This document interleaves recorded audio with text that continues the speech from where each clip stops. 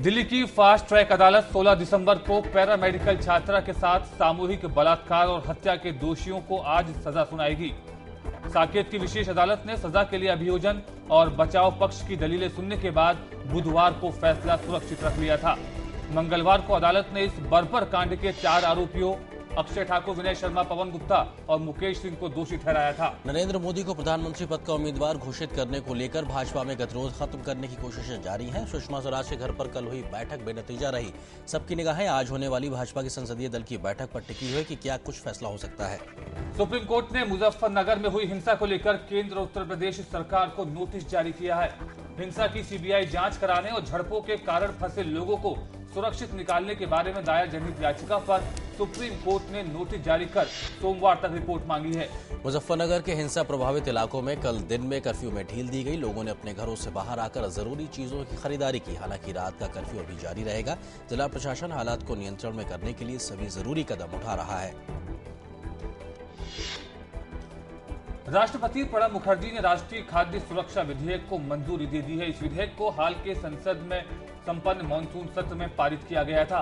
विधेयक को राष्ट्रपति की मंजूरी मिलने के साथ ही भारत उन चुनिंदा देशों के समूह में शामिल हो गया है जो अपनी ज्यादातर आबादी को खाद्य सुरक्षा की गारंटी देता है।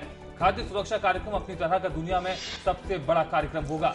खाद्य सुरक्षा अध्यादेश के तहत कैबिनेट ने राज्य सरकारों के लिए 50 लाख टन अनाज के अतिरिक्त आवंटन को मंजूरी दे दी है। इस कदम से 6.5 करोड़ बीपीएल परिवारों को लाभ होगा। रुपए को संभालने के लिए विश्व बैंक से 4.3 अरब डॉलर के बॉन्ड खरीदने की योजना को भी हरी झंडी मिली है। समाजवादी पार्टी की राष्ट्रीय कार्यकारिणी की बैठक में आजम खान के शामिल नहीं होने पर पार्टी में विरोध के सुर देखे जा रहे हैं। आजम की नाराजगी और कार्यकारिणी में गैर मौजूदगी पर गुरुवार को पार्टी महासचिव रामगोपाल यादव ने तल्ख टिप्पणी की थी। वहीं पार्टी प्रमुख मुलायम सिंह ने नरम रुख दिखाते हुए कहा कि आजम खान उनसे कभी नाराज नहीं हो सकते। नाबालिग के यौन उत्पीड़न के आरोप में जोधपुर जेल में बंद आसाराम के भीलवाड़ा के हरणी खुर्द स्थित आश्रम पर गुरुवार को प्रशासन ने बुलडोजर चलाकर तोड़ दिया। वहीं भरतपुर में कृषि भूमि पर अवैध रूप से बने आश्रम में जिला प्रशासन ने स्कूल खोला है।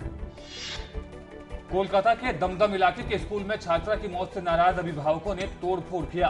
परिवार वालों का आरोप है कि उस बच्ची की सीनियर छात्रों ने रैगिंग के दौरान महज 100 रुपए के लिए स्कूल के बाथरूम में बंद कर दिया, जिससे उसकी मौत हो गई। स्कूल की प्रिंसिपल को गिरफ्तार कर लिया गया है। देश में आर्थिक मोर्चे पर एक खुशखबरी है। औद्योगिक उत्पादन में लगातार 2 महीने की कमी के बाद जुलाई में 2.6% की बढ़ोतरी दर्ज की गई है। विनिर्माण तथा बिजली क्षेत्रों में बेहतर प्रदर्शन से 3 महीने में पहली बार औद्योगिक उत्पादन बढ़ा है। अगस्त में खुदरा महंगाई दर घटकर 9.52% रह गई है। पिछले महीने महंगाई 9.64% थी। ग्रामीण इलाकों के लिए उपभोक्ता मूल्य सूचकांक महंगाई भी घटकर 8.93% हो गई है। हालांकि शहरी इलाकों के लिए यह दर 10.32% रही। शेयर बाजार में कल गिरावट दर्ज की गई है। सेंसेक्स 216 अंकों की गिरावट के साथ तो निफ्टी 62 अंकों की गिरावट के साथ बंद हुआ। रुपए में भी मामूली गिरावट देखी गई। डॉलर के मुकाबले रुपए 12 पैसे कमजोर होकर 63 रुपए 50 पैसे के स्तर पर बंद हुआ। मशहूर सोशल नेटवर्किंग साइट ट्विटर ने बाजार में अपना आईपीओ लाने की घोषणा की है। पिछले साल फेसबुक भी अपना आईपीओ लाकर बाजार में खलबली मचा चुका है। 2006 में बनी इस कंपनी की बाजार संपत्ति $10 बिलियन की बताई जा रही है। विदेश मंत्री सलमान खुर्शीद ने कहा है कि न्यूयॉर्क में भारत और पाकिस्तान के प्रधानमंत्रियों के बीच बैठक के लिए माहौल का ठीक होना जरूरी है और इसके लिए नई दिल्ली द्वारा उठाए गए मुद्दों पर इस्लामाबाद की ओर से ठोस कदम की जरूरत है। विदेश मंत्री सलमान खुर्शीद ने ये बातें किर्गिस्तान यात्रा के दौरान कही।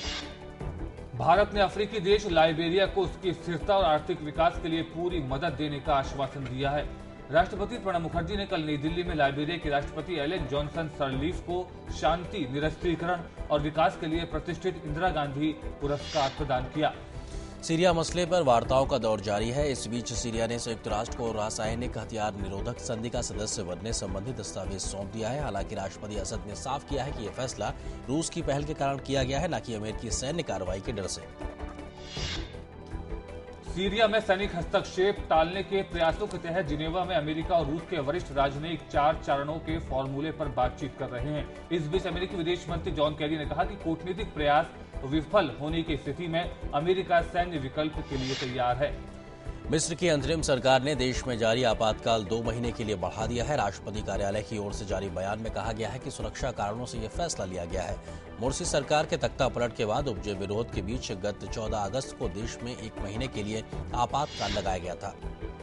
बीसीसीआई की अनुशासन समिति की आज दिल्ली में बैठक। स्पॉट फिक्सिंग प्रकरण में शामिल खिलाड़ियों के भविष्य पर होगा फैसला। भ्रष्टाचार निरोधक इकाई के प्रमुख रवि सवानी की रिपोर्ट पर भी होगी चर्चा।